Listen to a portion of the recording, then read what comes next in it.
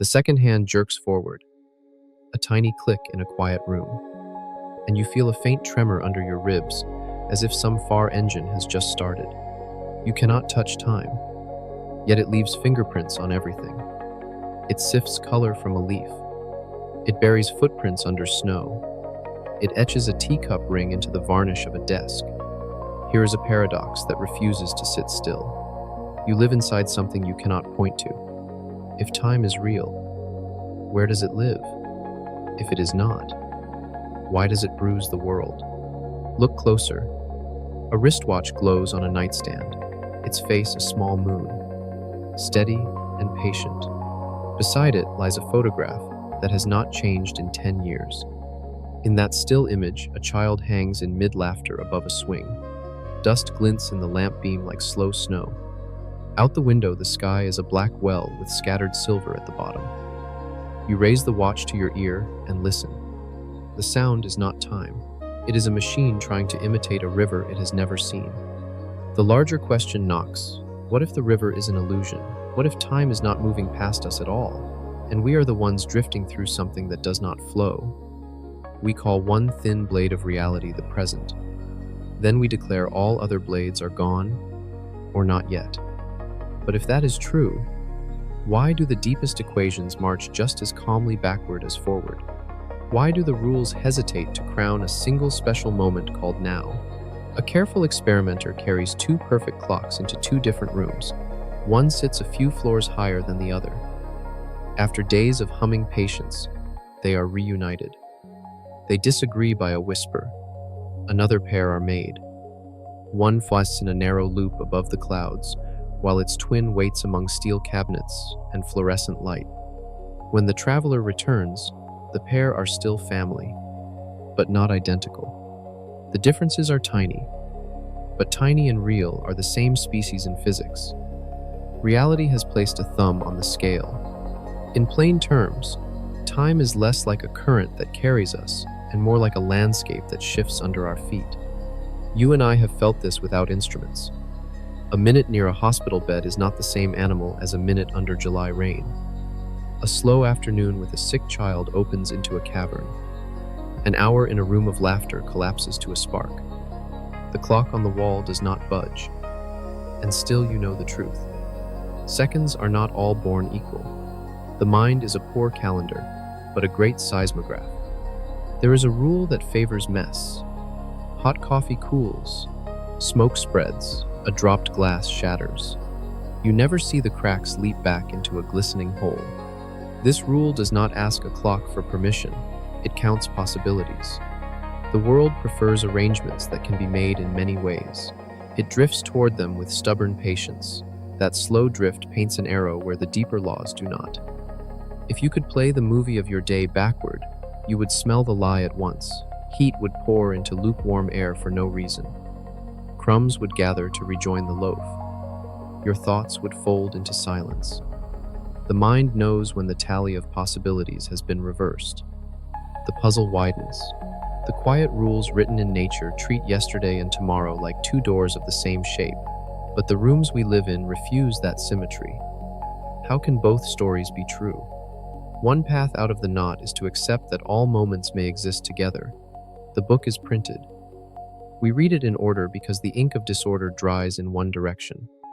If so, the present is not a crown. It is a bookmark we slide along a finished script.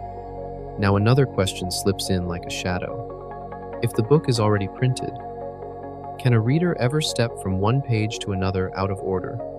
We need more than poetry to answer. We need instruments that keep promises. On a mountain, a chamber hums at a temperature where air becomes a thought. Far above, a black suitcase of precision falls around the planet and never touches ground. The devices trade quiet messages. Their verdict is always the same. Height and speed reshape the pace of a second. To move faster is to sip less. To stand deeper in a gravity well is to stretch each moment until it thins. You have already traveled without noticing. You slept on a flight and woke a sliver out of sync with those who stayed home. The difference is a grain of salt, but grains add up. The signpost does not ask to be a monument. It only needs to point. If seconds can be stretched by motion and by depth, then the terrain of time is soft enough to be molded, where a surface can be molded, roots can be drawn. Picture a sheet of dark silk pulled tight between four calm hands. A heavy sphere presses a bowl into it. Around the bowl, marbles loop in obedient bows. The image is old, but the lesson is fresh each time. The geometry tells objects how to move, and their motion tells geometry how to curve.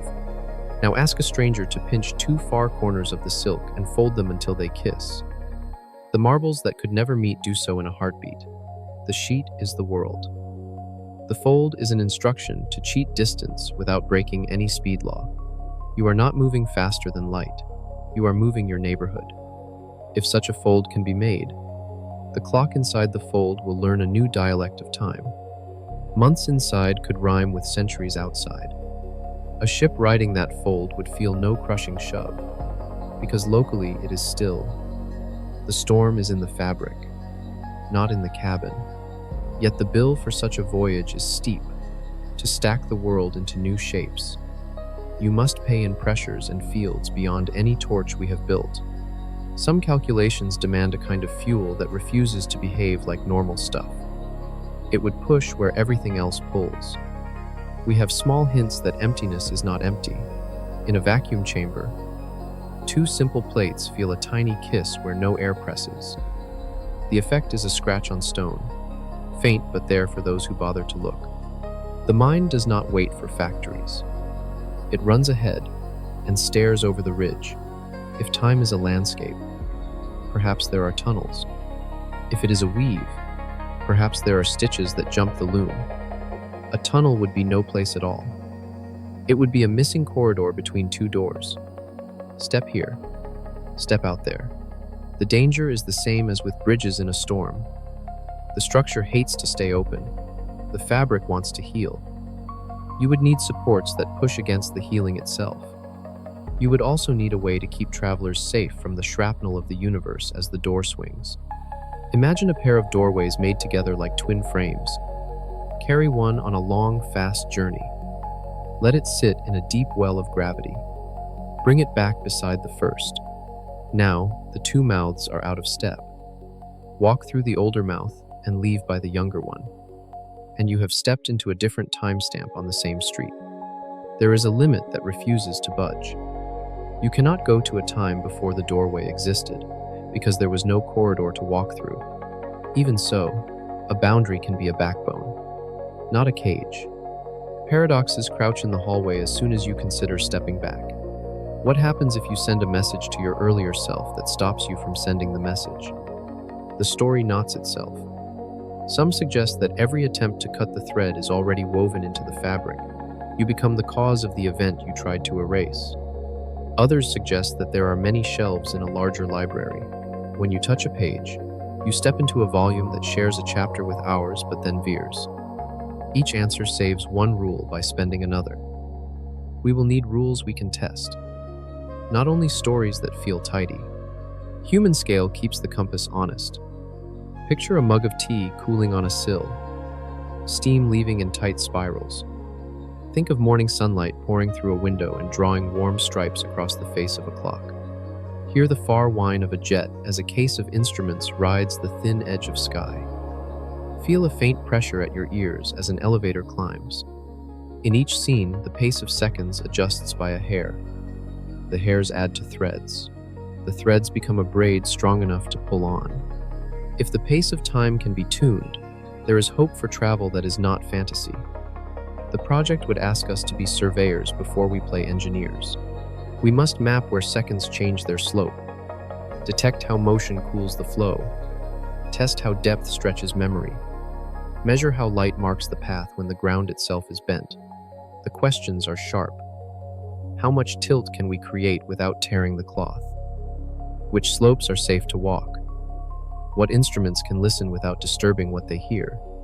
Beyond the instruments lies a door we cannot yet unlock, but we can sketch the hinges. There are regions in space where the fabric spins like a whirlpool. There are places where the border between in and out behaves like a sieve for time. There are solutions on paper that look like bridges, and there are warnings that such bridges would fill with storms of light and particles the moment they begin to exist. A few lines on a blackboard can be both a map and a mirage. We will treat each line as a claim and force it to pass through a gate of evidence. Yet even as we keep our steps careful, a simple truth keeps whispering. You have already been a time traveler by a sliver.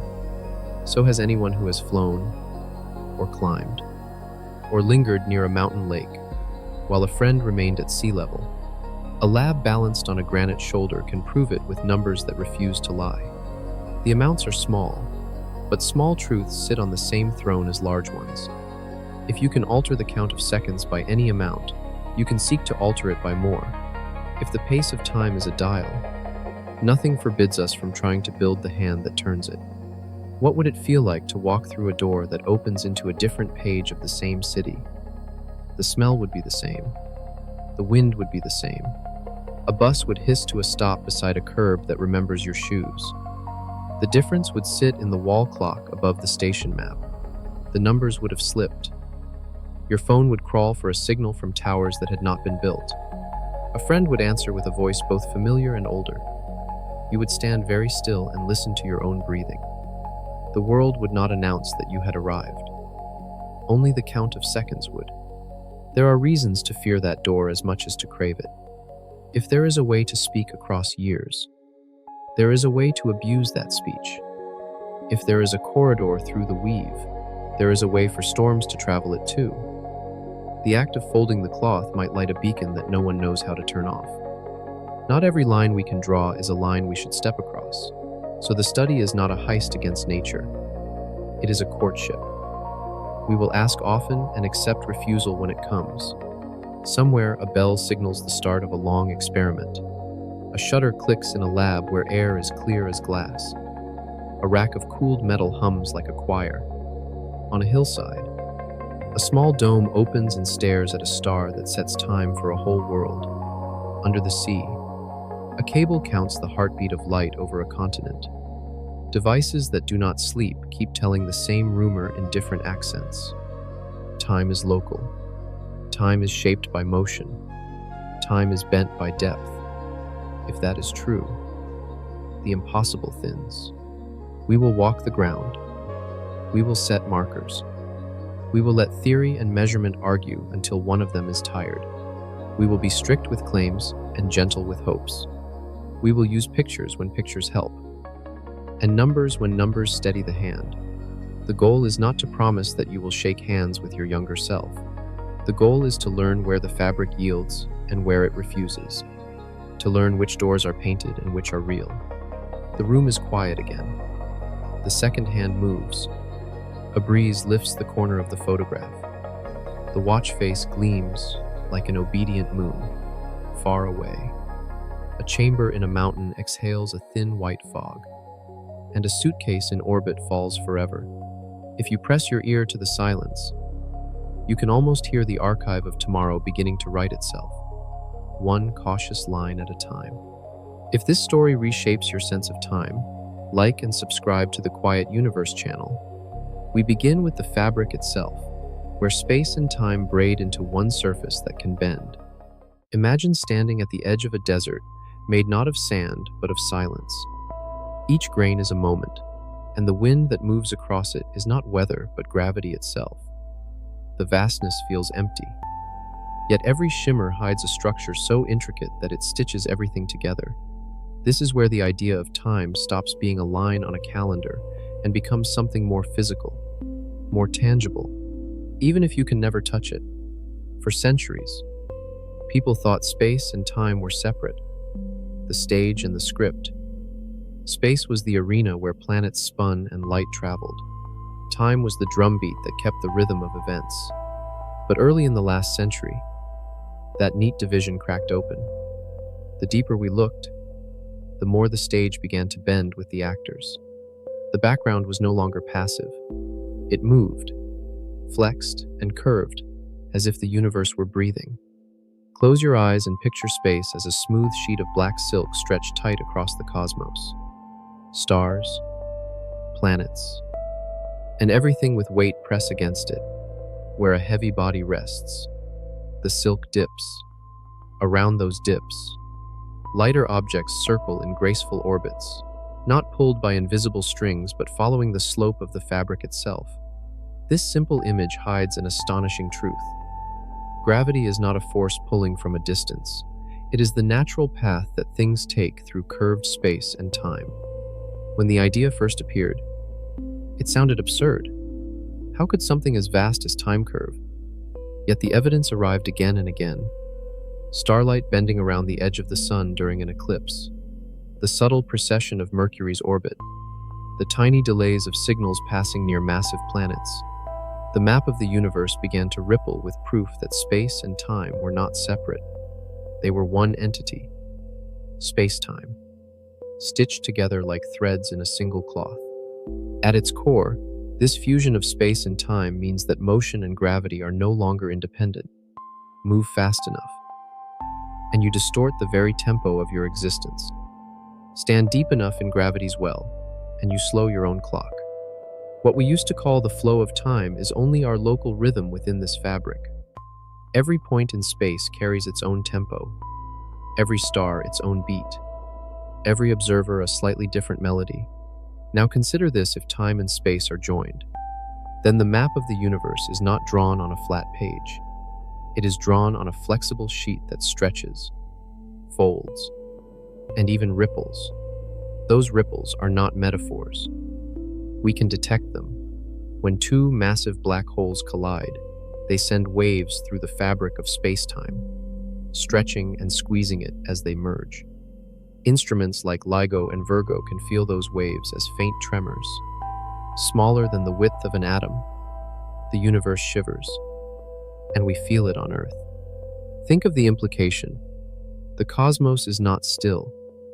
Every heartbeat of a star, every collapse of a massive core, every rotation of galaxies sends vibrations across time itself. We live inside those tremors, unaware because their scale is immense. If you could see space-time directly, it would not be calm blackness. It would be a slow ocean of curves, swells, and tidal breaths. In plain terms, space and time form a single ocean whose waves carry everything that exists. Once you see that ocean, another mystery surfaces. If space-time can bend, can it also twist? Can the structure that defines cause and effect be wound like a rope around rotating stars and black holes? It already happens.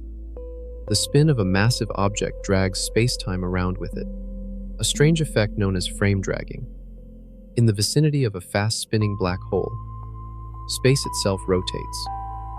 Try to stay still, and you are forced to turn. Time and direction become entangled.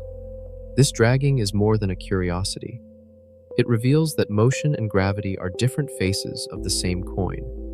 A satellite orbiting Earth feels a trace of this twist. Instruments aboard record minute changes, proof that even here, our planet's rotation pulls on the invisible weave. We live in a slow whirlpool of space and time, but the fabric does not only twist, it stretches. As the universe expands, the distances between galaxies grow, not because galaxies are flying through space, but because the fabric itself is inflating. The same photons of light that leave a distant galaxy reach us with longer wavelengths, their energy drained by the stretching of space-time. This redshift is the echo of the universe's own breathing. It tells us that time and space are not static backdrops. They are dynamic, restless, and alive with motion. To understand this fabric, scientists draw a grid, a diagram where space lies along three axes and time along a fourth. Every object, every person, every photon follows a path through this grid called a world line. Your world line is the trail of your life through space-time. You do not move through time alone. You move through this four-dimensional landscape. Every heartbeat, every step, every blink marks a point on that line. From the perspective of the fabric, all events already exist. Yesterday, today, and tomorrow are coordinates on this map. We experience them one at a time, but the fabric contains them all simultaneously. If you could step outside space-time, you would see every story laid out at once. The fall of an apple, the birth of a star, the final flicker of its light centuries later, all woven together. The difference between past and future would vanish, replaced by geometry. Why does this matter? Because it means time is not what our senses insist it is. It is not a universal current flowing past us. It is part of the terrain. Where the terrain curves more sharply, time slows. Where it flattens, time races ahead. Understanding that shift is not just philosophy, it is navigation. Every GPS device you use depends on correcting for those small warps in space-time. Without them, the map on your phone would drift by kilometers each day. The ordinary becomes extraordinary once you know what to look for. A falling apple is not being pulled. It is following the simplest possible line through curved space-time. A satellite's orbit is a dance along that same geometry. Even light, the fastest traveler of all, bends and delays when the fabric dips. Everything that happens is a story told by geometry. This realization changes what it means to ask where and when. They are no longer separate questions. A place in space cannot be defined without the moment it occupies. To exist is to occupy both. When you say you are here, you also mean now. The two are fused in every breath you take. Simply put, to understand time, you must understand space, because they are threads of the same cloth. At the far edges of understanding, the smooth sheet begins to fray. Quantum physics hints that space-time might not be continuous at all. It could be grainy, built from units so small that they make atoms look vast. Imagine zooming in until the fabric becomes a mosaic of flickering points, each blinking on and off, defining what we call existence. In that deep structure, space and time might trade properties. A flicker of energy might be both a piece of space and a beat of time depending on how you look. No one knows yet.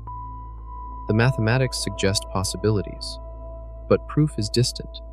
Still, if the fabric is granular, it might explain why the universe has limits, why there is a speed that cannot be surpassed, why time seems to flow forward even though its equations run both ways. The future could be a direction that emerges from how those grains align, the way ripples on a pond move, though the water itself never travels far. Standing back, the picture of the cosmos is no longer a static dome. It is an active loom weaving itself in real time. Each vibration, each rotation, each spark of radiation adds a thread. What we call gravity, motion, and time are the rhythms of this weaving. You are part of the pattern. Every thought you have is a tiny change in the tension of the threads. Why does it matter? Because if space-time is flexible, then what we think of as limits may only be local rules. And if time is a shape, not a river, then travel through it may be a matter of learning how to fold that shape. The first step is to see it clearly. The chapter closes not with an answer, but with a view. The silk sheet stretches away to the horizon, rippling where unseen masses press and spin.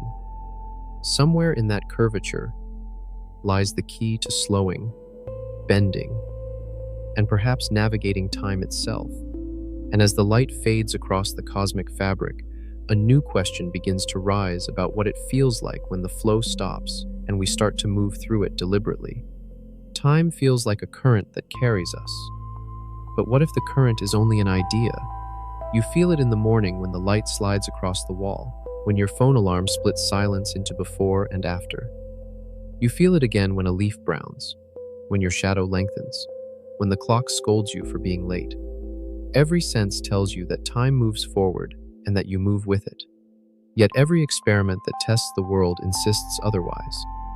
The rules that govern atoms, fields, and light care nothing for our sense of direction. They work as well backward as forward. If you could hold the laws of physics in your hands and read them, you would find no arrow drawn across the page.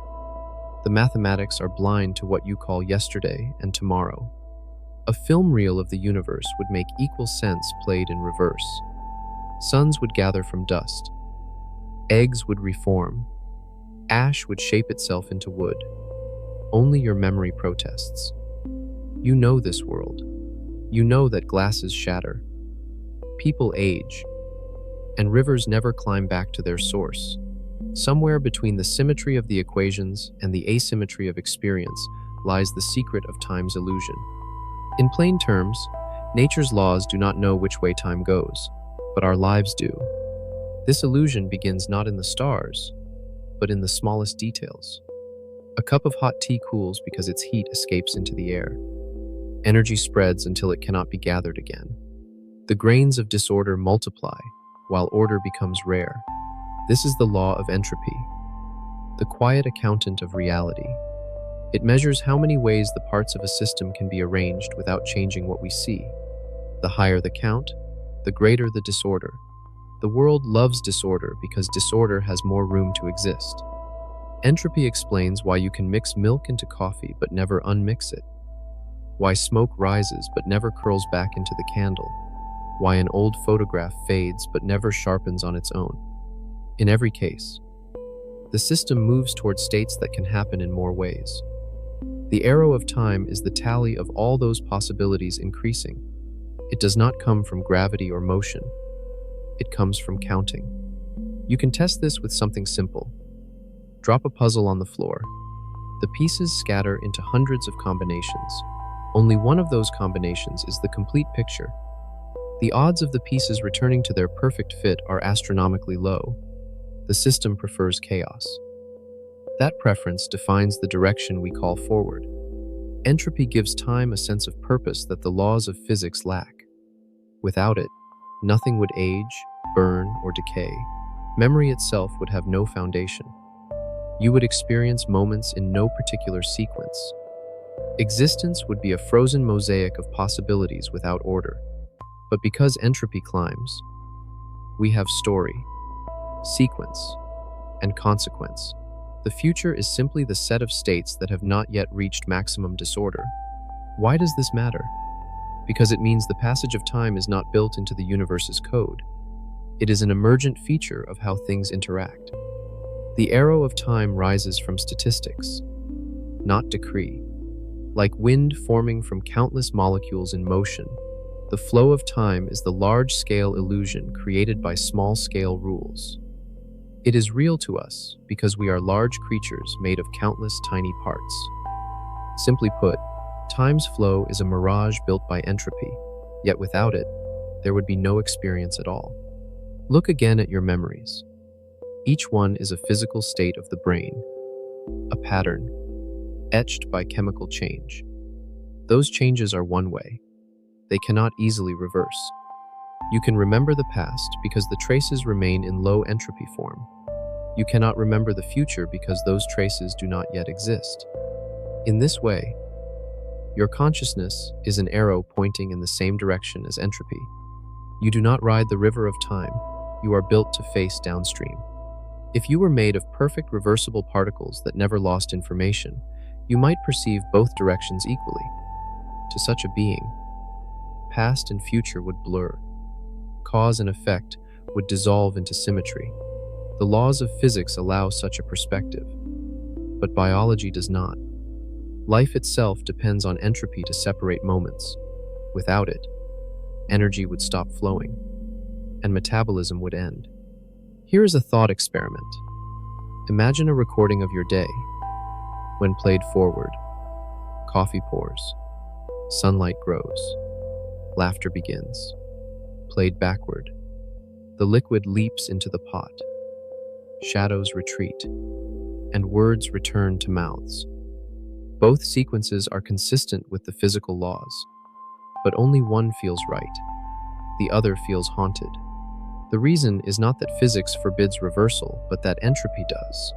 The backward sequence is possible, yet so improbable that the universe would need more time than it has to perform it once. Now consider a deeper paradox. If time's flow is born of entropy, then near absolute zero where motion slows and disorder cannot increase, what happens to time itself? In the void between stars, temperatures approach that limit. Molecules freeze into silence. Change becomes rare in such places. Seconds may stretch into vast intervals, not because clocks slow, but because events have almost nothing to count. The arrow of time fades, replaced by near stillness. Perhaps that is why deep space feels so eerily timeless. To put it another way, the more chaotic the environment, the faster time seems to pass. The more still and ordered, the slower its beat. Human experience follows this rhythm. In moments of intense activity, time rushes. In calm reflection, it drifts. Your perception mirrors the dance between entropy and order. The world outside and the mind within both build the illusion of flow by comparing change against constancy. Yet the illusion serves a purpose. It gives meaning to causality.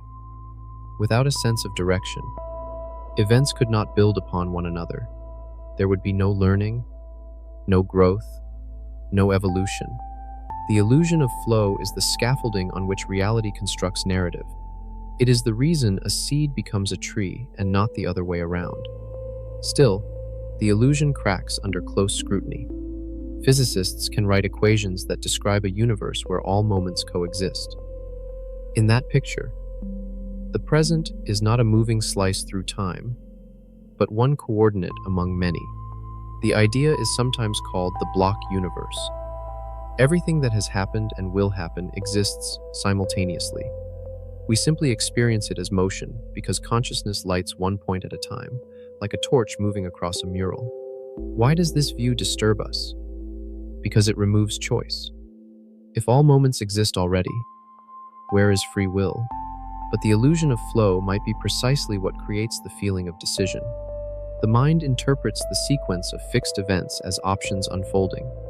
The river appears to move even though the water is frozen in place. Think of a reel of film. Every frame exists at once, but when light passes through at the right speed, we see motion. The illusion depends on how the images are projected, not on the film itself. In the same way, the universe may be a reel of fixed frames, and consciousness the projector that makes them run. If that is true, the difference between past and future is a property of perception. Yet perception shapes action. Within the block, our choices still matter because they are part of the structure. The story of our decision to act is one of the frames. The illusion of flow, though false in physics, is vital in life. So, does time move, or do we? The safest answer is that both are metaphors for something deeper. Motion through time and the motion of time are the same event viewed from different coordinates. We move along our world lines while the geometry of space-time curves around us. The distinction dissolves once you realize that every path is just another way the fabric measures change. At the edge of thought, the illusion returns. Stubborn as breath, you see a candle flicker and know it will end. You hear a song fading and ache at the loss. Emotion binds you to the arrow of time more tightly than equations ever could. The mind's architecture may be tricked by physics, but the heart refuses symmetry. It loves beginnings and fears endings. This is the human paradox. We understand that time's flow is not fundamental, yet we cannot live without it. To step outside of it would mean to step outside of life. We seek eternity but are built for passage. The illusion protects us from the weight of all moments existing at once. It lets us walk a narrow path instead of drowning in the totality of being. Why does it matter? Because knowing the illusion does not erase its power. It humbles us. It shows that the line we call time is a thread woven by entropy, perception, and memory. It can bend, twist, and perhaps fold, but it may never truly stop. The current may be an illusion, yet it carries everything we are. The candle on your table trembles, the wax sinking into its own small pool. Each flicker is a miniature history. You watch until the flame gutters and smoke rises in a lazy spiral, curling into air that will never uncurl. The illusion of flow has claimed another second. another moment added to the mosaic of entropy. And in that fading light, a question remains unspoken, pulling you toward the next mystery, where disorder might no longer rule, but something else might take its place. There is a law in nature that never sleeps. It governs the fate of stars, the cooling of tea, and the collapse of empires. You cannot plead with it or bend it with hope. It is the law of entropy, the quiet sculptor of the arrow of time. Every flame, every pulse of a living cell, every act of forgetting follows its invisible command. When we say time moves forward, what we are really saying is that entropy increases. Imagine a deck of cards perfectly arranged by suit and number. That order is fragile. One shuffle destroys it, and each new shuffle sends it deeper into chaos. The world behaves the same way. From galaxies to raindrops, systems fall from order into disorder because disorder is easier. There are more ways to be messy than neat. This imbalance is what gives time its one-way street. Entropy measures the number of possible states a system can occupy while still looking the same at a distance. A cold cup of coffee has more possible molecular arrangements than a hot one. The cooled cup hides its disorder inside stillness, while the hot cup exposes it through motion. As energy spreads, information about the past dissolves. The arrow of time is the shadow that this spreading casts. In plain terms, entropy is the universe's way of counting how many options remain, and it always prefers more. Every moment you live, you move toward higher entropy. Your body consumes energy to maintain local order, but that order is paid for by chaos expelled around you. Life is a rebellion against the rule. But even rebellion must pay taxes to the empire of entropy. The heat of your breath, the waste of every thought, the warmth you shed into the air, all are small offerings to the direction time prefers. Consider the birth of the universe. At its beginning, matter and energy were compressed into a smooth, uniform state, paradoxically low in entropy. The potential for complexity was vast, but unrealized. As the cosmos expanded, tiny differences in density grew into galaxies, stars, and worlds. Order emerged not in spite of entropy, but because of it. The universe seeks equilibrium, yet equilibrium itself gives rise to new forms as energy moves from hot to cold, from concentrated to diffuse. If you zoom into a dying star, you see entropy at work in flame. Gravity pulls inward, fusing elements and releasing heat that rushes outward. The star fights its own collapse until its fuel runs out. Then entropy wins. The star spreads its remains across the galaxy, seeding new clouds of gas and dust that one day form new stars and planets. The arrow points forward, from simplicity to complexity to decay, and again to new birth. At the human scale, entropy is a mirror for memory. You can recall yesterday because the state of your brain preserves traces of it. Those traces are physical arrangements of molecules, records of past patterns. But the future leaves no trace.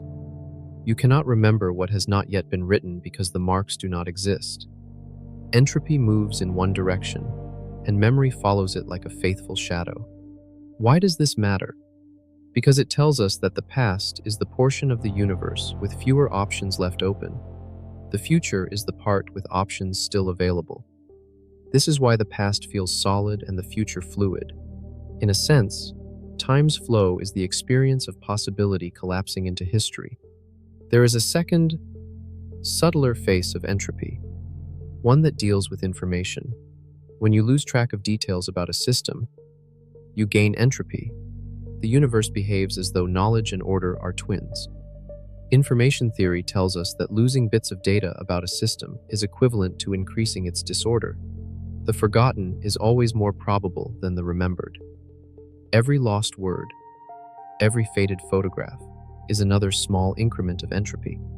Simply put, forgetting and decay are two names for the same process written in different languages. Even the devices we use to track time depend on entropy.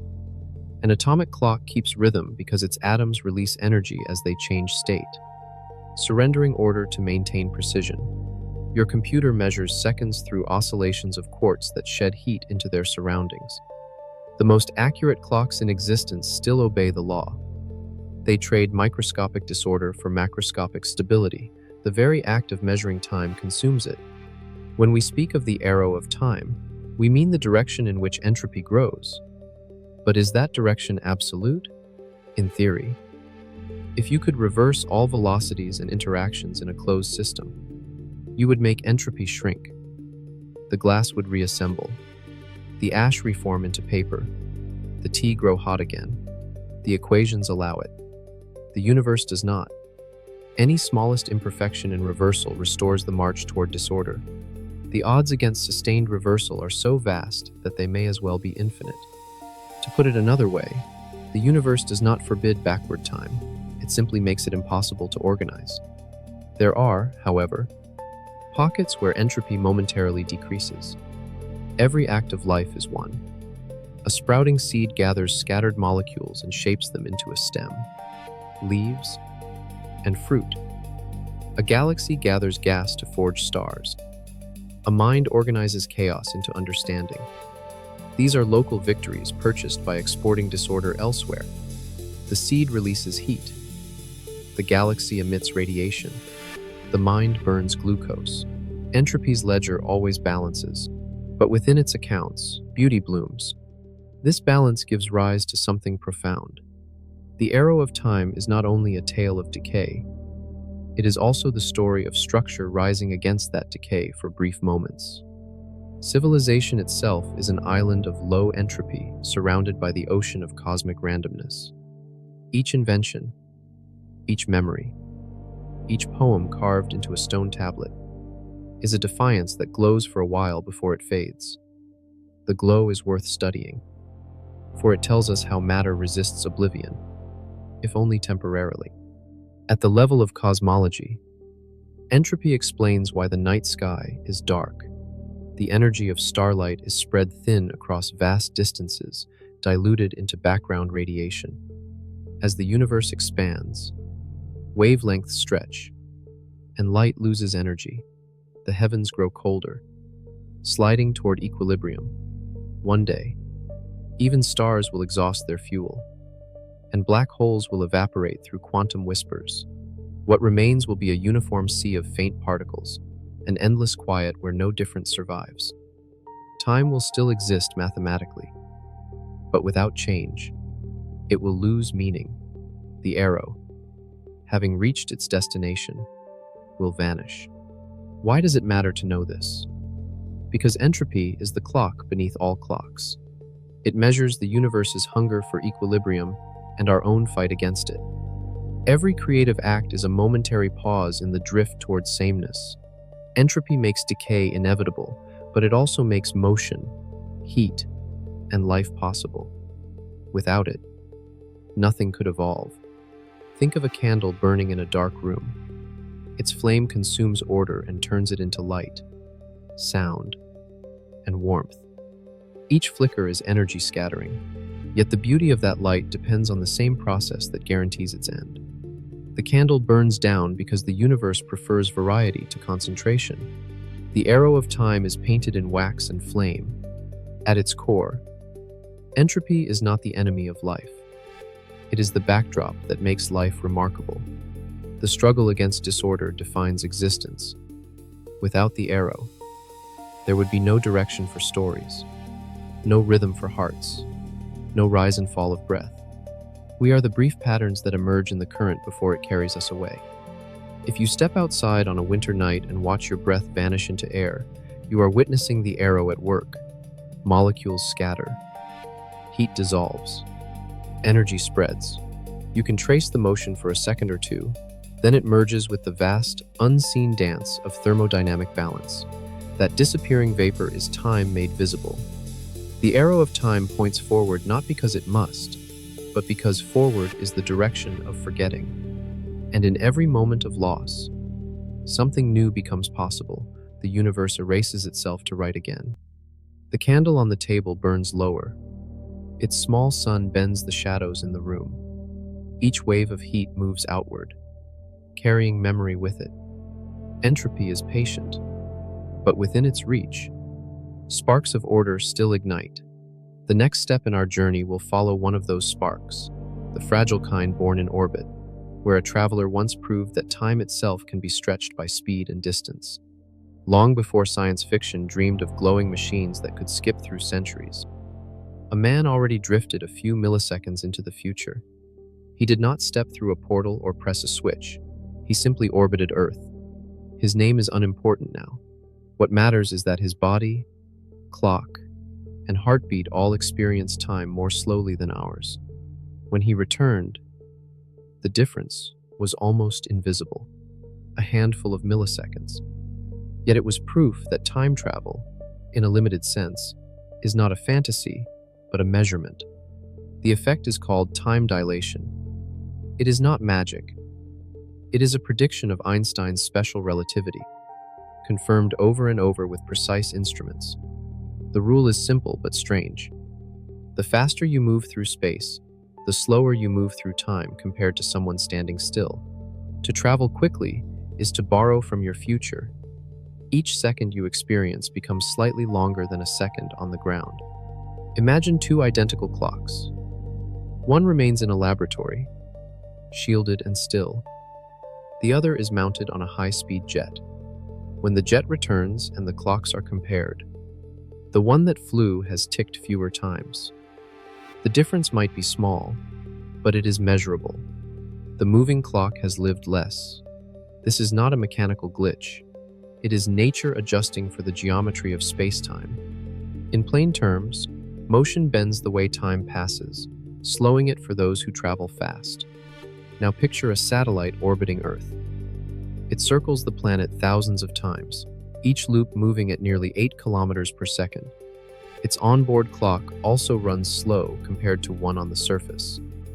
Engineers must correct for this lag so that navigation systems like GPS remain accurate. Without that correction, your phone could tell you that you stand kilometers away from where you truly are. Modern technology works only because we already know how to account for tiny journeys into the future. The first travelers did not intend to visit tomorrow. They were engineers, test pilots, astronauts. They carried cameras, not time machines. Yet the physics around them refused to keep perfect rhythm with the rest of humanity. Every orbit carved a fraction of a second from their personal calendars. Over hundreds of days. Those fractions add up. Each astronaut who returns to Earth arrives slightly younger than the twin who stayed behind. If you could scale this effect to the extreme, the consequences would be enormous. Suppose you left Earth aboard a ship moving at 99.9% of light speed. For you, a single year might pass. For those left behind, decades would flow. When you returned, your friends would be older, your world changed, perhaps even gone. You would have skipped forward through history. You would be a visitor from the past. Why does this matter? Because it shows that the future is not a wall we must wait to reach. It is a landscape that can be crossed faster or slower depending on our path. The journey is not science fiction, it is geometry. The faster you travel through space, the less you travel through time. Both are parts of the same fabric, and you cannot pull one without stretching the other. Gravity plays a similar trick. General relativity tells us that massive objects curve space-time, and time itself slows in deeper gravity. A clock at the bottom of a valley ticks slower than one on a mountain. A clock near the surface of a massive planet ticks slower than one in orbit. In effect, being near mass is another way to move into the future. The deeper the gravity well, the slower your seconds flow. If you stand near a black hole, the effect becomes extreme. Time for you almost stops compared to someone far away. If you return to your starting point, years could have passed for others, while only hours passed for you. The film of your life would play in slow motion, while the rest of the universe rushes ahead. The closer you get to the black hole, the stronger the effect. Until at the event horizon, time as you know it freezes completely. Simply put, motion and gravity both let us manipulate the speed of time, though at great cost. This strange symmetry between space and time creates possibilities that no one expected. For centuries, humanity built machines to conquer distance. Now we see that those same machines, if fast enough, could conquer the calendar. Every rocket is a clock experiment, every orbit a conversation between speed and time. The message is always the same. You cannot move fast without moving differently through time. Consider the astronauts who have spent the longest total time in space. Each of them has aged slightly less than they would have if they had stayed on Earth. The differences are measured in milliseconds. Yet those milliseconds are physical. They are not illusions. If you could line up a perfect copy of the astronaut created on launch day beside the traveler who returns, the copy would have lived fractionally more. Their bodies would agree. Their atoms would confirm it. Their hearts would have beaten a few more times. This realization forces us to rethink motion itself. We usually describe travel as covering distance in a span of time. But when distance and time are linked, there is no true separation. To move through one is to reshape your path through the other. Space travel is already time travel, only in microdose. Every orbit, every launch, is a small rehearsal for what might one day be possible on a grand scale. There is a deeper beauty hidden here. Time dilation is not a defect of the universe, but its consistency made visible. Light is the standard that all motion respects. No matter how fast you go, you cannot catch it. The closer you try, the more your own clock slows down to preserve the rule. The universe enforces its speed limit by changing your perception of time. It allows motion to increase only by adjusting the way you experience duration. This is not punishment. It is balance. Why does it matter? Because it means time is not absolute. There is no single cosmic clock beating for everyone. Each observer carries their own tempo. Two people meeting after a long separation have literally lived at slightly different rates. The difference may be tiny, but it is real. Time is personal, sculpted by motion and gravity, by where you stand and how fast you go. If time can stretch, we can imagine ways to use that stretching. Science fiction imagines cryogenic sleep or warp drives, but the simplest form of time travel already exists in every satellite and every beam of cosmic radiation. Particles from deep space, moving near light speed, survive far longer than identical particles at rest. Their clocks are slowed by their velocity. They are nature's own time travelers, reaching Earth long after they should have decayed. At its core, the lesson of the first travelers is humility. Time does not belong to us. It changes shape depending on our motion. We live in a universe that trades seconds for speed and bends duration in the presence of gravity. The people who proved this did not need fantasy. They needed precision, patience, and faith that equations can describe reality better than intuition. The sky above them was black, even in daylight. The sun rose 16 times in a day. The earth below spun silently, blue and white, fragile and small. In that endless fall around the planet, the astronauts became the first to feel time loosen its grip. Each orbit was a quiet negotiation with eternity. One day, perhaps, we will build ships that push the effect further, near the edge of light itself. The travelers aboard will leave for what they call a year and return to find centuries gone. They will not have broken the law of time, but followed it to its extreme. They will be the first witnesses of a future that outran them, the first to prove that the arrow of time is not only a direction, but a dimension we can explore. The next question waits beyond their orbit, where gravity bends even more sharply and time nearly halts, a place where the clock slows not from speed but from the weight of the universe itself. In a universe ruled by geometry, time is elastic. It can be stretched, slowed, or almost stopped, depending on how fast you move and how deeply you sink into gravity's embrace. What feels steady and absolute to us is only a local rhythm, a private tempo in a cosmic symphony. The deeper you listen, the stranger it becomes. Seconds, those building blocks of our existence, are not identical everywhere. They are pliable threads woven through the folds of spacetime, and motion and gravity are the fingers that tug them into new shapes. Imagine standing at a train platform, watching two trains flash past in opposite directions. From your point of view, their clocks seem to tick slower than yours. From theirs, your clock appears slower. Both are right. Time itself bends to preserve the speed of light as constant. This is special relativity's most haunting truth. Light, that ancient messenger, refuses to play favorites. No matter how fast you chase it, its speed remains the same. The only variable left to adjust is time. When Einstein first realized this, he described it not as magic, but as necessity. If two observers in motion each measure the same speed for light, then their notions of time and space must differ. Seconds for one may not equal seconds for another. The faster an object moves, the more its clock stretches. For those on board, nothing feels unusual. Heartbeats and thought move normally. But to an outsider, everything slows. A fast ship is a time-slowing chamber, sailing through the calm of its own tempo. In plain terms, moving quickly through space means moving slowly through time, at everyday speeds. The effect hides beneath the noise of ordinary life. Cars, planes, even rockets reveal only tiny differences. But the moment you approach a significant fraction of light speed, the stretch becomes unmistakable.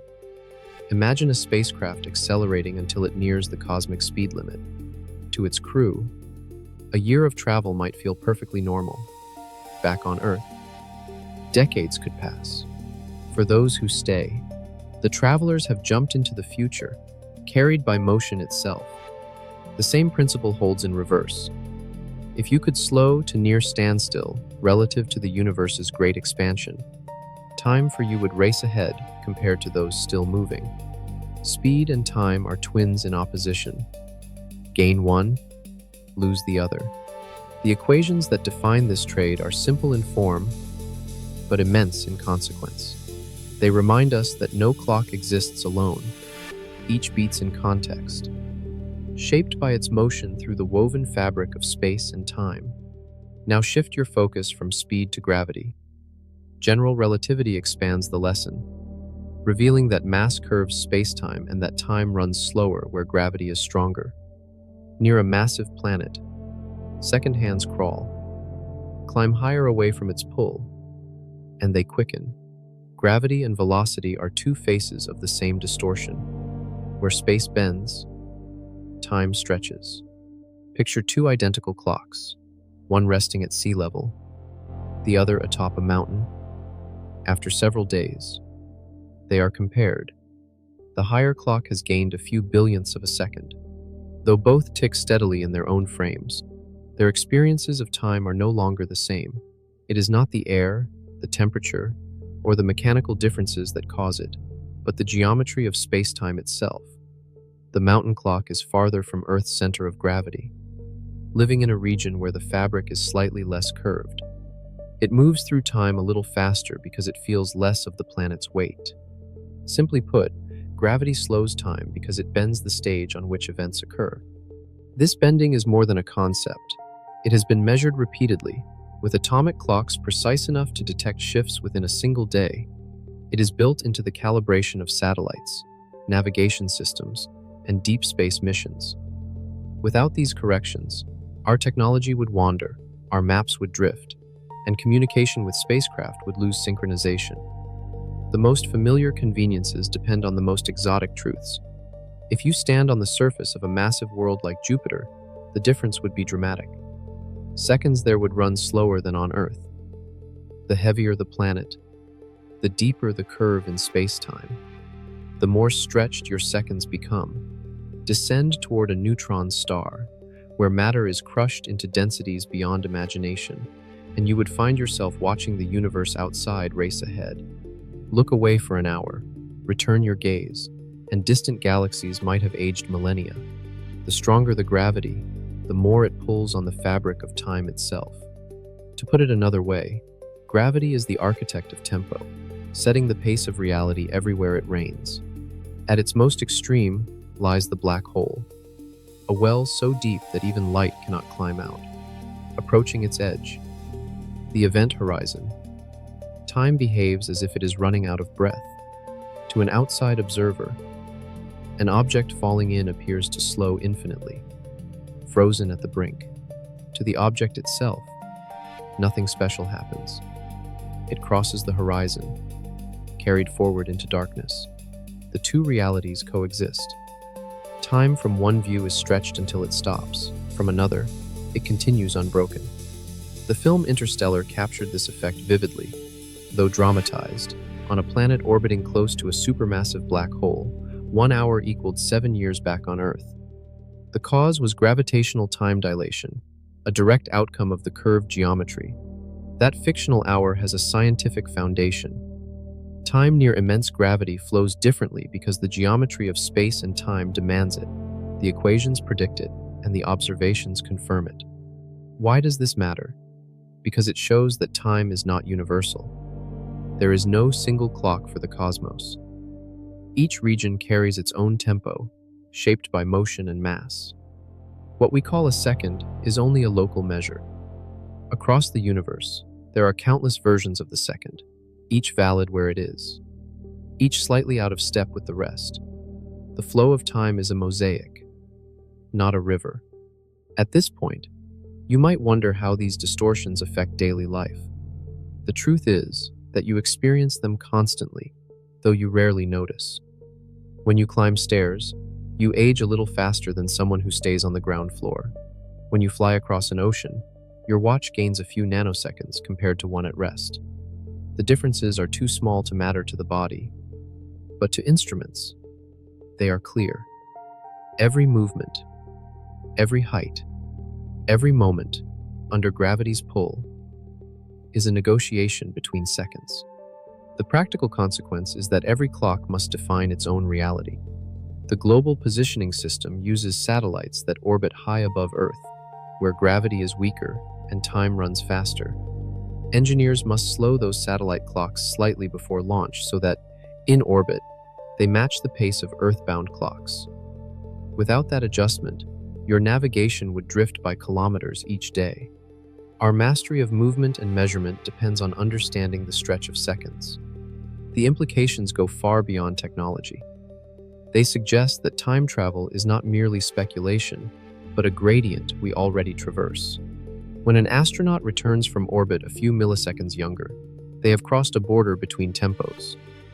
The difference is small, but the principle is profound.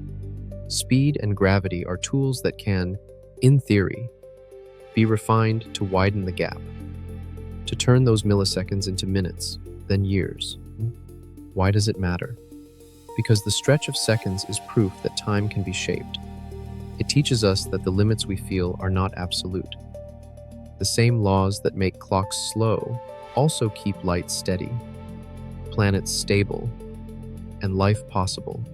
The malleability of time is the price of consistency in a universe that insists on order even in motion.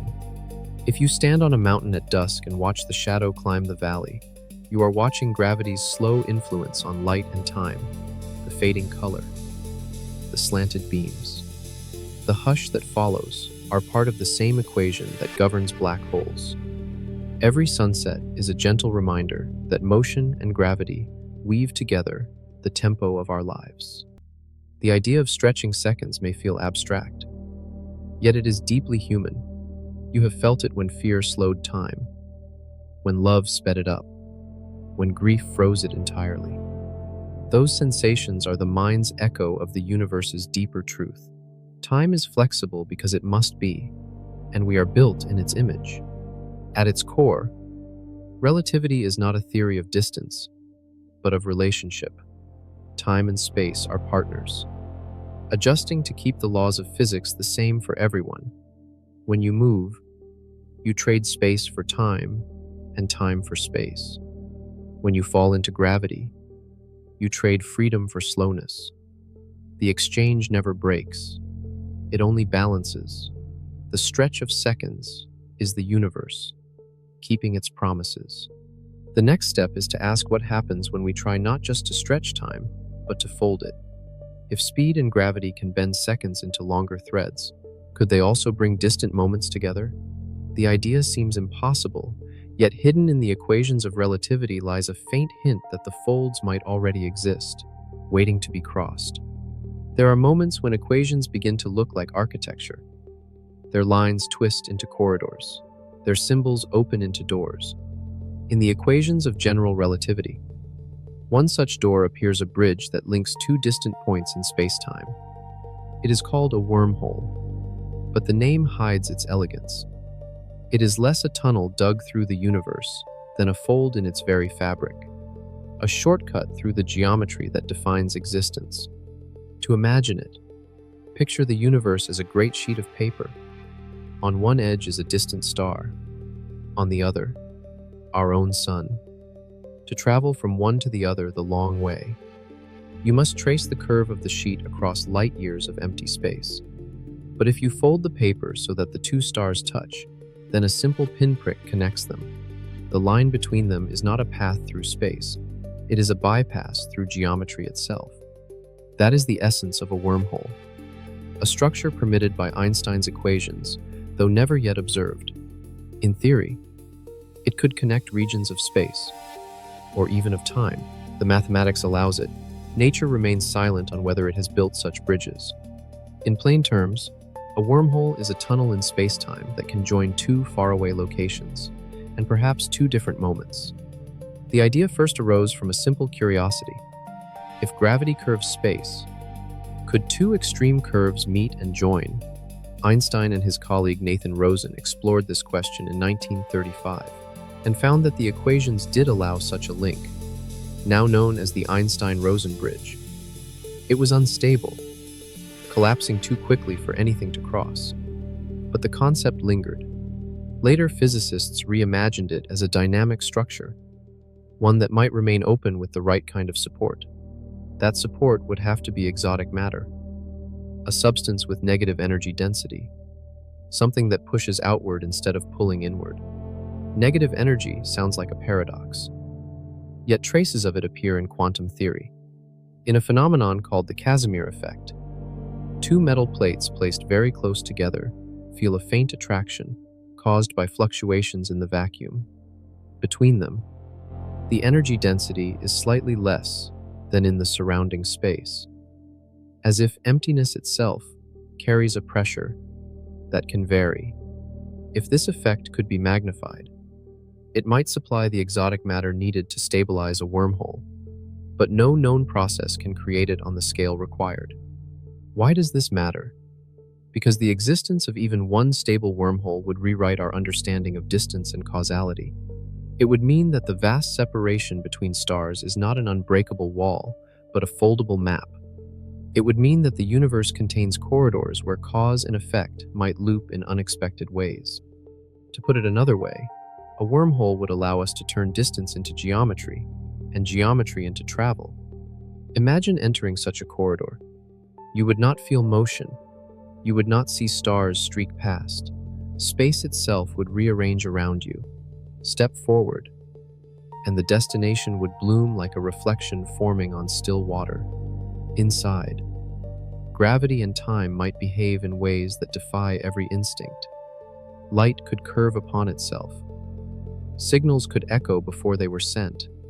You might meet your own image, delayed or advanced, waving across the throat of the tunnel. The challenge is that wormholes, as the equations describe them, hate to stay open.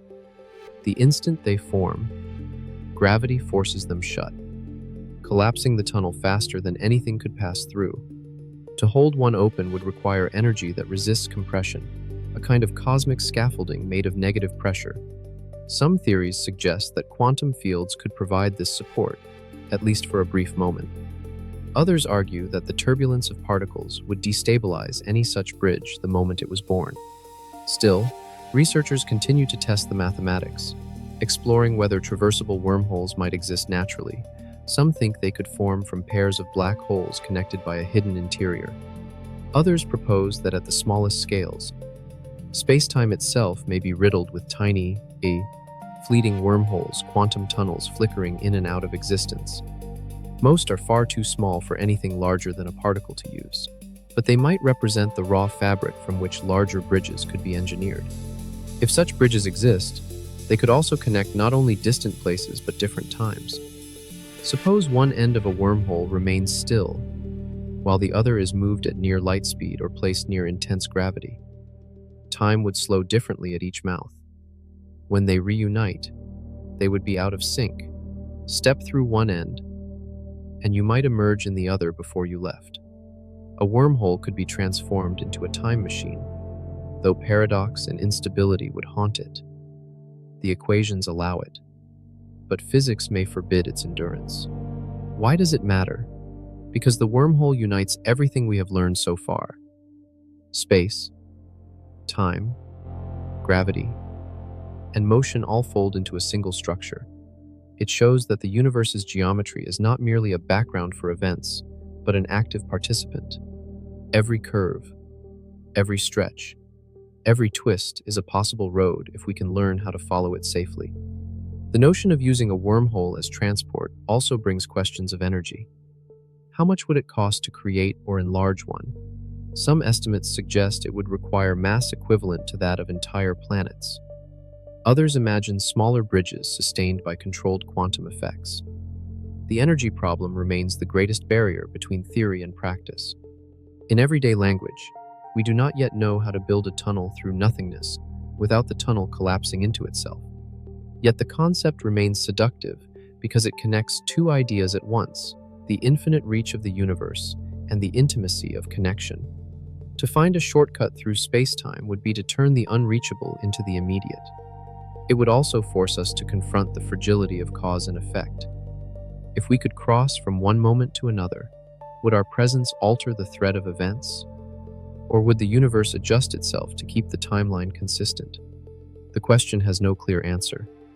Some physicists believe that paradoxes would destroy any wormhole that tried to break causality.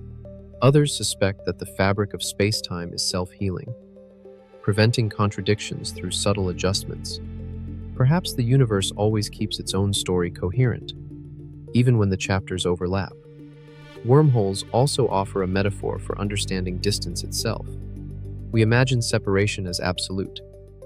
Yet at the quantum level, particles can be entangled, behaving as one system even when light years apart. A wormhole could be the large-scale echo of that entanglement, a geometry that lets distant events remain linked. If so, the universe is more connected than it appears. Space is not emptiness, but a lattice of potential shortcuts, a web waiting for the right vibration to open. Why does this matter to us? Because it transforms exploration from a question of propulsion to one of comprehension. To travel between stars, we may not need to move faster. We may need to move smarter. If we can learn to sculpt spacetime instead of crossing it, distance loses its tyranny. The engine of the future might not burn fuel at all, but reshape geometry. Surfing the folds of existence, the imagination races ahead, but caution follows. A stable wormhole, if ever created, could unleash dangers beyond control. The energies involved might distort surrounding spacetime, disrupt planetary orbits, or emit radiation strong enough to sterilize worlds. The first bridge through the void could also be the last if we do not understand the balance of forces that sustain it. Even so, the vision persists. Somewhere beyond the mathematics, there is a promise whispered by the geometry itself. The possibility that the universe contains shortcuts because it does not like wasted motion. Every photon, every particle follows the path of least resistance through spacetime. A wormhole would be the ultimate expression of that principle, a cosmic efficiency carved into the fabric of being. If you stand under a night sky and imagine two stars that seem forever apart, remember that distance is not always distance. Between those points could lie a fold unseen, a bridge invisible to our senses. The silence between stars might hide roads older than galaxies.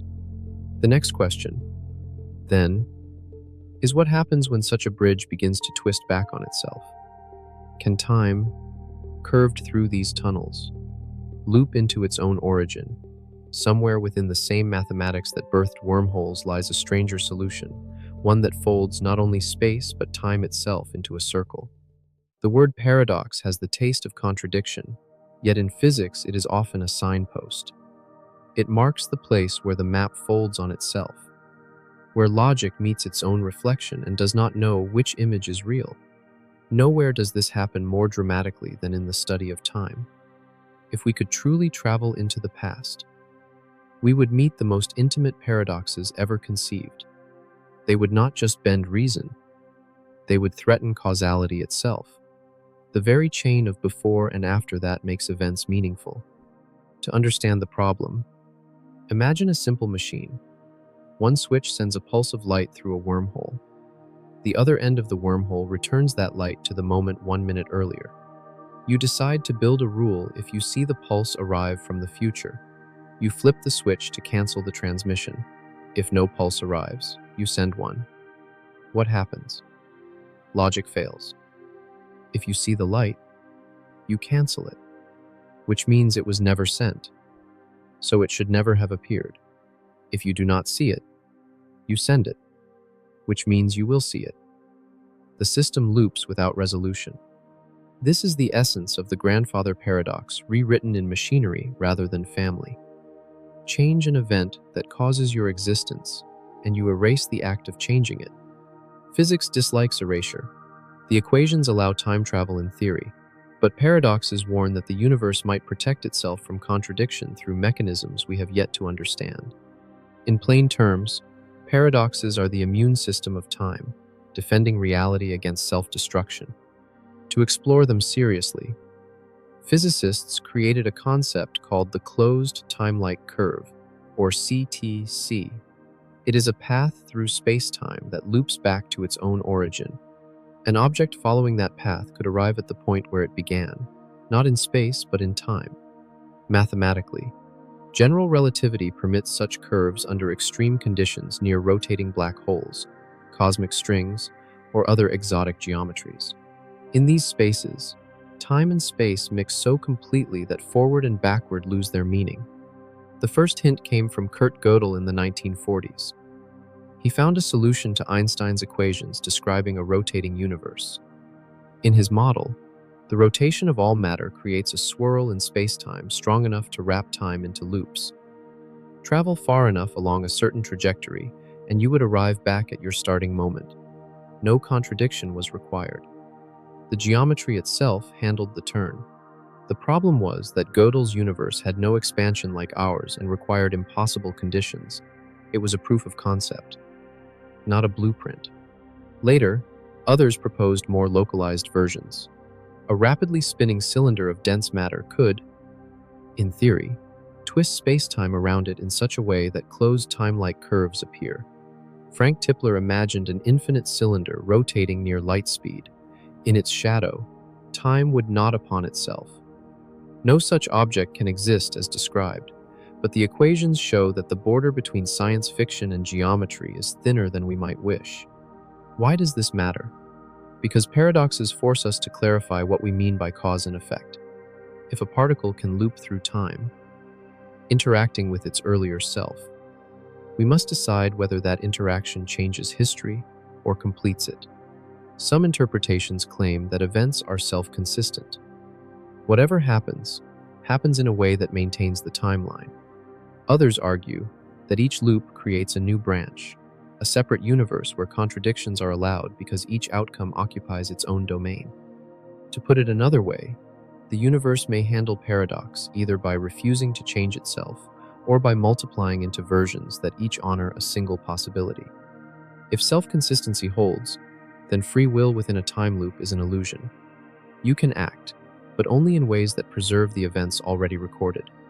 In this view, the traveler who goes back to warn her past self of disaster does so because she always did. Her warning becomes part of the history she remembers. Nothing is rewritten. The loop closes neatly. If, however, the universe splits, then every attempt to change the past creates a new strand of reality. One world contains the warning, the other does not. The traveler cannot delete the origin world, only depart from it. The paradox dissolves because both outcomes exist. Quantum theory, with its probabilistic nature, lends some support to this idea. Each possibility realized at the quantum level could be a thread in a vast multiverse. The many worlds interpretation turns paradox into proliferation. But this multiplication has a cost. If every decision creates a new branch, the number of universes grows beyond comprehension, infinity upon infinity, each unaware of the others, all diverging by the smallest differences. The elegance of a single timeline gives way to a jungle of realities. Philosophically, it saves causality but at the expense of meaning. Which of those worlds is ours? Or are they all equally real? Simply put, paradox machines force us to confront whether the universe chooses logic or abundance. There are physical problems too. A time loop might amplify energy infinitely. Radiation caught in a loop could circle forever, building until it tears the fabric it moves through. Quantum effects seem to forbid this runaway feedback. Calculations by physicists, such as Stephen Hawking, led to what he called the chronology protection conjecture, the idea that the laws of physics prevent closed time-like curves from forming in any stable way. According to this view, the universe has built-in barriers that keep time from eating itself. In everyday language, nature might close every door that would allow a paradox to step through. Yet not everyone agrees. Some models of quantum gravity suggest that small, temporary loops might exist at microscopic scales, where the uncertainty of energy and time blurs the line between forward and backward. These quantum time loops would be too tiny and fleeting to cause contradictions, but might leave subtle signatures in particle behavior. If detected, they would hint that the fabric of time occasionally curls upon itself like a thread under tension. Why does this matter? Because paradoxes are not just puzzles. They are experiments in thought that test the strength of our theories. Each attempt to build a paradox machine forces us to check whether the universe allows nonsense. So far, it does not. Every scenario that creates contradiction also creates instability, energy divergence, or geometric collapse. It is as if space-time itself vetoes absurdity. Think again of the light pulse machine. Perhaps in reality the wormhole would close the instant contradiction threatened, or quantum uncertainty would blur the signal, replacing a yes or no with a probability spread that never quite reaches either. The paradox would not resolve. It would dissolve into uncertainty. To put it simply, the universe might prefer ambiguity over contradiction. At the human level, paradoxes carry emotional weight. They expose our hunger to fix what has already happened, to rewrite mistakes, to revisit lost moments. The dream of the time traveler is not only scientific, but deeply personal. It is the wish to step outside the arrow of time and hold what is always slipping away. The paradox tells us why this may never be allowed. Memory defines identity, and if we could erase it at will, we would erase ourselves. The paradox machines also remind us that time may be self-aware in a mechanical sense. It does not permit stories without coherence. Cause leads to effect because otherwise, existence would have no narrative. The laws of physics are the grammar of that narrative, forbidding contradictions as language forbids nonsense words. The arrow of time is grammar turned into direction. Why does it matter? Because even if paradoxes cannot be built, they describe the edges of possibility. They show us the fence line where knowledge meets myth, where equations guard meaning. Every experiment that approaches the border, every spinning cylinder, every speculation about wormholes or quantum loops teaches us what must remain true for reality to function. If you stand in a quiet room and imagine sending a message to your younger self, pause and notice the echo that follows. It is not the sound of impossibility, but of protection. The world guards its order. The desire to reach backward is answered with silence, not out of cruelty, but out of design. The silence is what keeps everything coherent. At its core, the study of paradox is the study of coherence. Time may bend, stretch, and ripple, but it will not let itself unravel. Paradox machines may never exist as devices, yet they exist in our equations as mirrors, showing how far thought can reach before it folds back. Beyond this frontier lies one more challenge. If the universe defends its timeline so fiercely, How close can we come to bending it without breaking it? The next step in our journey enters that boundary where imagination turns to engineering, where the idea of building a time machine becomes less a fantasy and more a test of what matter and energy can endure. To build a time machine is to challenge geometry itself. You are not merely constructing a vessel, but rewriting the relationship between cause and effect. The ordinary laws of motion are not enough.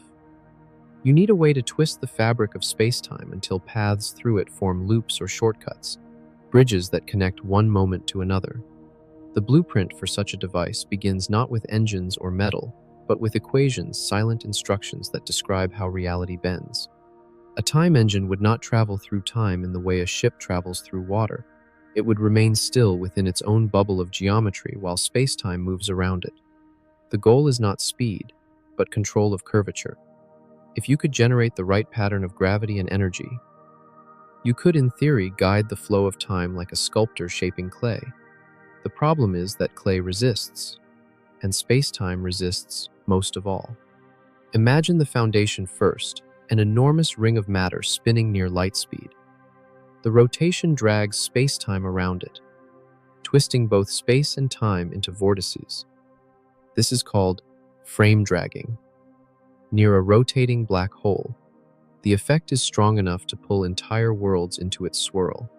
In theory, a smaller version could be engineered using artificial rotation and immense energy.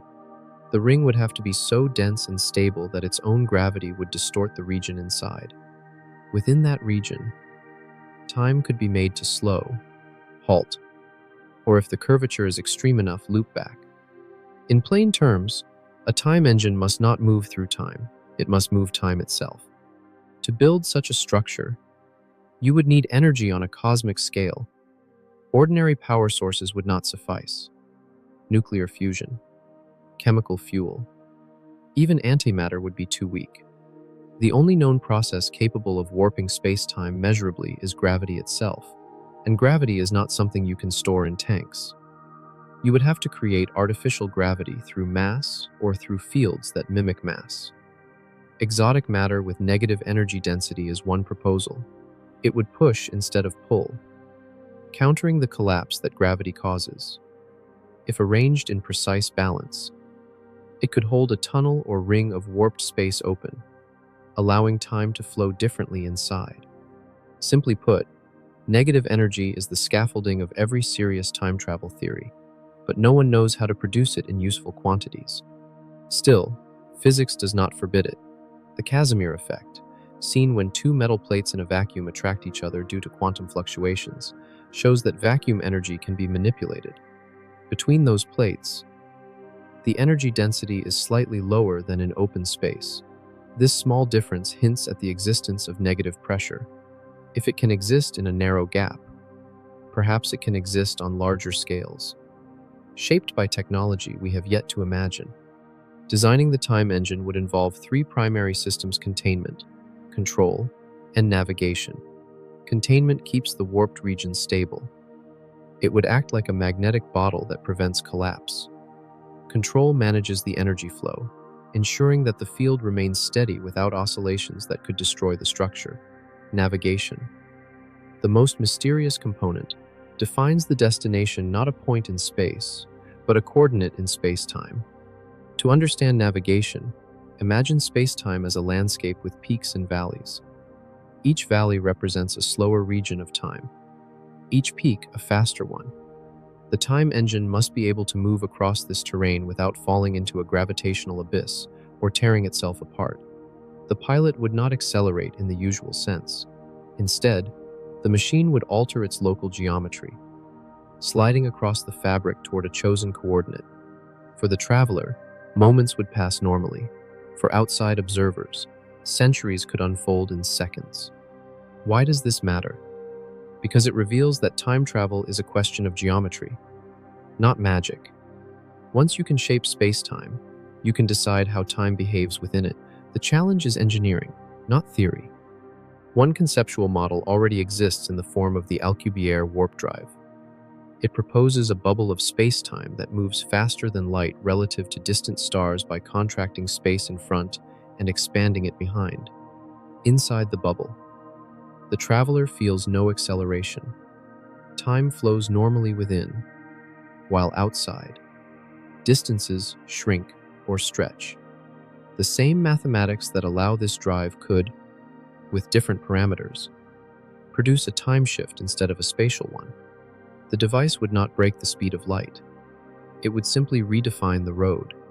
Another candidate design uses a massive ring or cylinder of rotating energy called the Tipler cylinder.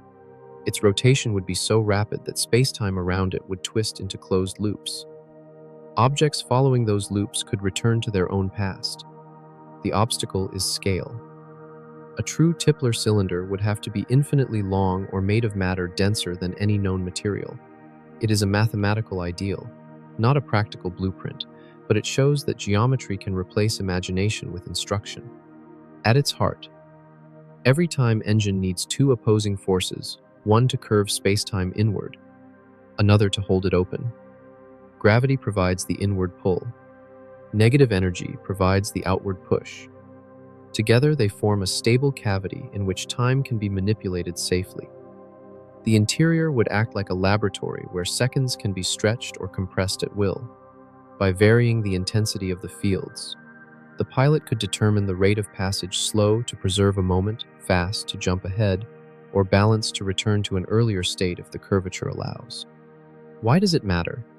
Because once we know how to control time locally, we can begin to imagine controlling it globally. It would change how we travel, how we communicate, even how we perceive mortality. A civilization that could master time dilation at will could experience centuries of thought while the rest of the universe moves through a heartbeat. Knowledge could grow in silence, safe from cosmic disasters. In a sense, building a time engine is building a sanctuary from entropy itself. Yet the dangers are immense. If energy levels fluctuate, the structure could implode, releasing radiation on a scale no planet could survive. If synchronization fails, the travelers could emerge outside the universe's causal chain, cut off from all events that give meaning to existence. A time engine that misfires would not simply destroy its crew, it could rewrite the boundary conditions of spacetime. For this reason, most physicists consider such experiments theoretical only, though the equations remain temptingly open. In everyday language, the universe is permissive but not indulgent. It allows you to dream of folding time, but it charges you the full price of reality for trying. There is, however, another way to imagine a time engine, not as a machine built of matter, but as a network of information. Quantum entanglement already links particles across space in ways that seem instantaneous. A sufficiently advanced intelligence might build a lattice of entangled systems acting as beacons across space-time. Through this web, information could be exchanged between different moments rather than different places. It would not move mass through time, but knowledge. For beings made of data or consciousness encoded in quantum states, that might be enough. They would not travel to the past or future. They would communicate with it. Why does this matter? Because it hints that time travel may not require movement at all. To understand time deeply enough is to interact with it directly. The line between knowing and going begins to blur. At its core, the architecture of a time engine is a dialogue between two principles, curvature and coherence. Curvature tells space-time how to bend. Coherence keeps it from tearing apart. To build one is to mediate between those forces. To balance gravity's hunger for collapse against the need for stability, it is less a ship and more a tuning fork for the universe, resonating with the natural frequencies of space-time. Perhaps one day we will find materials strong enough, energies vast enough, and mathematics precise enough to build such an instrument. Until then, the design remains in equations, humming quietly in the background of our understanding. If you listen closely to those equations, they whisper something unexpected. They do not forbid the dream. They only warn us to be careful how we wake it. For if we ever do, if a true time engine is born, it will not just change where we are, it will change what it means to be.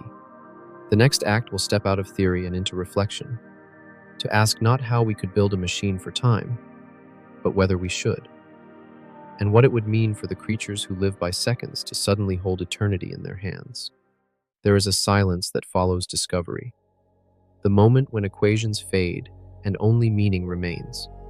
After all the measurements, after the models and thought experiments, what we face is not the machinery of time, but its mirror. In that mirror, we see ourselves reflected as both observer and participant.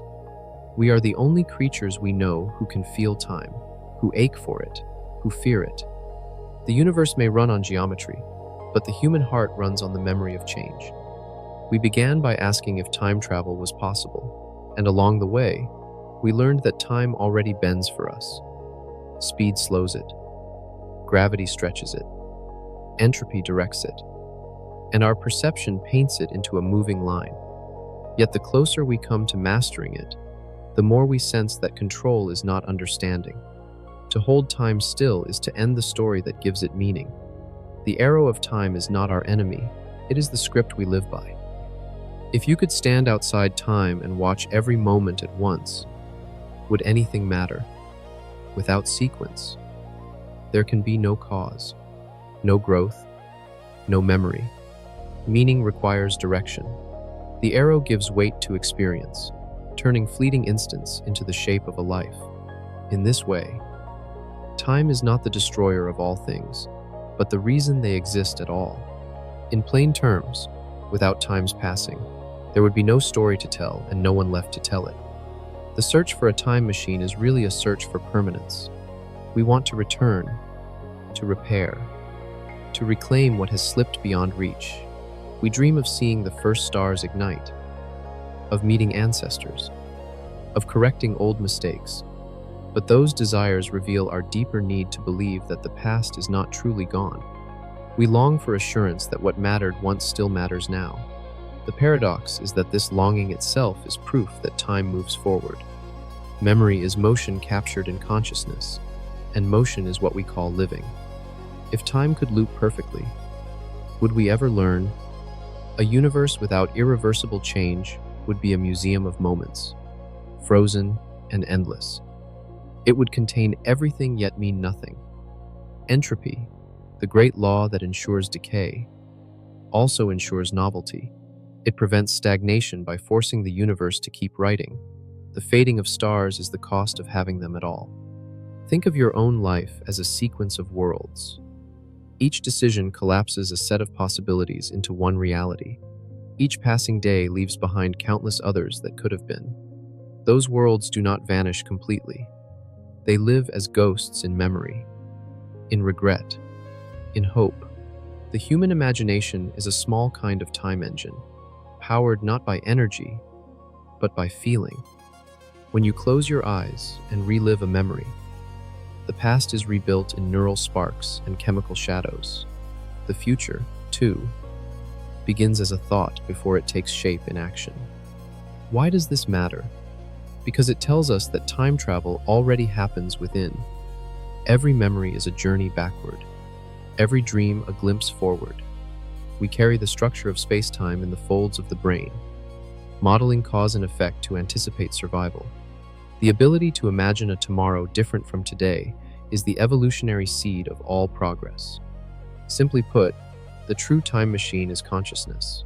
Science may one day bend the flow of seconds, but it will never silence the deeper question: what would we do if given mastery over time? Power without purpose is chaos. To revisit the past would not only change history, it would unmake identity. Every memory erased or altered would erase a part of who we are. Perhaps that is why the universe resists paradox. Perhaps it knows that meaning depends on sequence. At its core, the dream of time travel is the dream of forgiveness. We want to undo harm, to rescue what was lost, to relive moments of love before they ended. Yet forgiveness is only possible because time moves forward. The wound closes, the world changes, the clock does not stop, and that is its mercy. Oh, there is a saying whispered in different languages through the centuries: the past is not dead, it is not even past. Each action echoes across space-time in ripples of influence, shaping the future long after the moment itself is gone. A word spoken now can still be heard in another century through consequence. In that sense, we already live in each other's futures. The time engine we imagined may not need to be built, because our lives already perform its work in smaller ways, through memory, legacy, and cause. Why does this matter? Because it changes the shape of our pursuit. If the universe will not let us rewrite the past, perhaps it invites us to write the future more carefully. Every act becomes a message launched forward, a letter sent through time to unknown readers. What will they think when they find it? What kind of world will our seconds build? To put it another way, the only time travel that matters may be the one that carries meaning forward, not bodies backward. Our ancestors built monuments to mark time, not to escape it. Stone circles, sundials, calendars, all were attempts to bind the invisible. Today we use satellites and atomic clocks, but the motive is the same: to find rhythm in the passing. Each new invention refines our measurement, yet none removes our wonder. Even the most accurate clock in the universe still ticks to the heartbeat of human curiosity. When we look at time now, we see more than intervals. We see responsibility. Every second spent is a thread we can never reclaim. To travel through time is to spend existence deliberately. The future will not be visited by accident. It will be built by attention. The deeper we study time, the more it resembles consciousness itself. Both emerge from order becoming disorder, from symmetry breaking into sequence. Both exist only because change exists. The human mind and the universe share a rhythm, entropy in motion, structure dissolving into novelty. In a sense, we are the universe remembering itself. Each thought, a brief attempt to freeze the flow long enough to say, "I was here." Why does it matter? Because knowing this restores humility. Time will outlast every clock we build, yet it will also depend on us to give it meaning. Without observers, without minds to mark before and after, time is only potential. We complete it by living through it. So where does that leave the dream of the time machine? Perhaps it will one day exist as an instrument of exploration, or perhaps it already exists as the heartbeat of memory. Either way, the journey continues. We will keep mapping the fabric, bending light, measuring decay, and writing stories that reach beyond our lifetimes. The machine we build may not take us to the past, but it will take the past with us, encoded in the curiosity that drives us forward. There is a quiet truth at the center of all this. Time is not a river carrying us away. It is an ocean we rise within. We are not swept downstream. We are lifted. Every life is a wave cresting for an instant, then folding back into the deep. The motion does not end. It becomes part of the whole. If you listen carefully, beneath the ticking of clocks and the hum of machines, you can hear it, the low pulse of the cosmos keeping measure. It asks no questions, yet it answers them all. It tells us that endings are beginnings seen from another shore. It tells us that nothing truly vanishes, only transforms. And perhaps that is the final gift of time, to remind us that we are fleeting, and that this fleetingness is what gives us meaning. If we could ask the universe one last question, as the stars fade and the clocks slow, it would be this: when everything that was and will be is finally one, will time still need to remember us?